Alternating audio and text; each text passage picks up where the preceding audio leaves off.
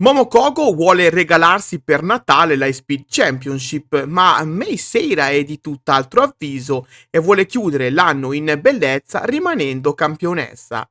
Le due quindi si affronteranno il 24 dicembre con l'intento di scrivere una pagina di storia della Stardom e di regalarci un match che resterà ben impresso nella nostra memoria.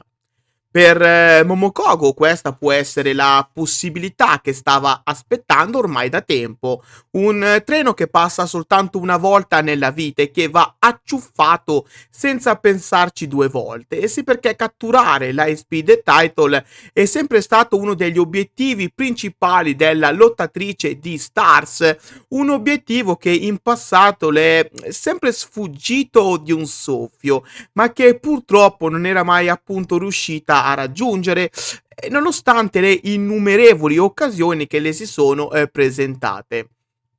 Tutto l'impegno, la dedizione e l'amore che Momo ha sempre messo in questa disciplina non sono bastate per far sì che il suo sogno si realizzasse. Ora però può finalmente agguantare il tanto agognato alloro, ma sulla sua strada c'è Mei Seira, una lottatrice giovane e di talento che non è intenzionata a lasciare la gloria alla sua avversaria. Mei Seira ha debuttato ufficialmente in Stardom nel 2020, dove aveva fatto apparizioni sporadiche senza però avere un contratto vero e proprio con la compagnia. Questo ha portato Messera ad allontanarsi dalla Stardom dopo soltanto pochi match, ma 3 anni più tardi, precisamente il 3 aprile del 2023, Messera torna full time in Stardom, presentandosi come membro effettivo del roster della compagnia. In poco più di un anno, Mei Seira è riuscita sin da subito a distinguersi dalla massa grazie alla sua velocità, al suo talento e al suo stile unico che ha saputo portare nel quadrato. Grazie a questo, Mei Seira ha saputo conquistare per ben 2 volte la Speed Title e diventare Goddess of Stardom Champion al fianco di Suzu Suzuki. L'amicizia che lega queste due atlete si è rivelata decisiva nell'essere parte del progetto Neo Genesis, il che ha portato loro due, SLK Azumi e Miyu Hamasaki, a creare un qualcosa di nuovo, una stable piena zeppa di giovani talenti pronti a conquistare la Stardom ed essere i pilastri della compagnia che verrà. Dunque per Momokogo la sfida che le si para di fronte è più difficile di quanto si possa pensare, sì, perché Mei Seira non è un'avversaria facile da battere per nessuna.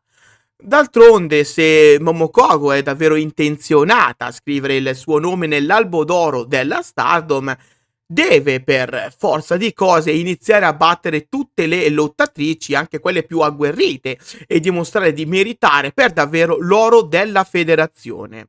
In realtà una sua vittoria sarebbe una sorta di premio alla carriera, un riconoscimento per tutti i progressi fatti dal suo debutto, per l'impegno e per la passione dimostrati, ma sappiamo bene quanto può essere crudele il mondo del wrestling e dello sport in generale, e sappiamo che non sempre gli sforzi fatti vengono ripagati con un lieto fine.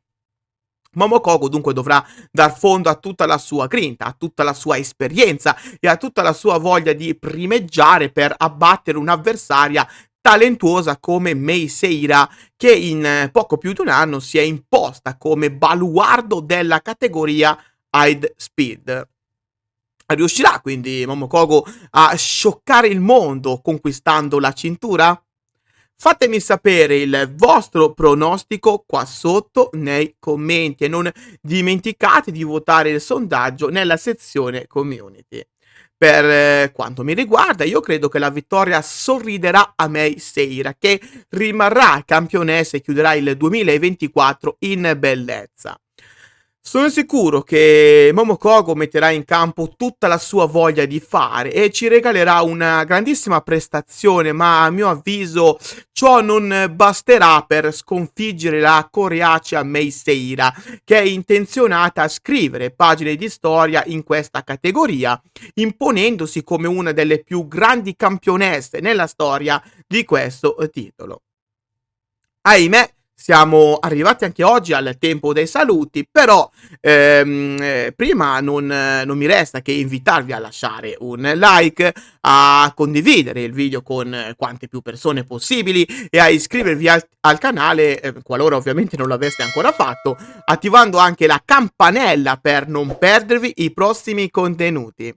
Inoltre vi ricordo che qua sotto in descrizione trovate tutti i link del progetto Donne tra le corde, un progetto tutto dedicato al wrestling femminile mondiale.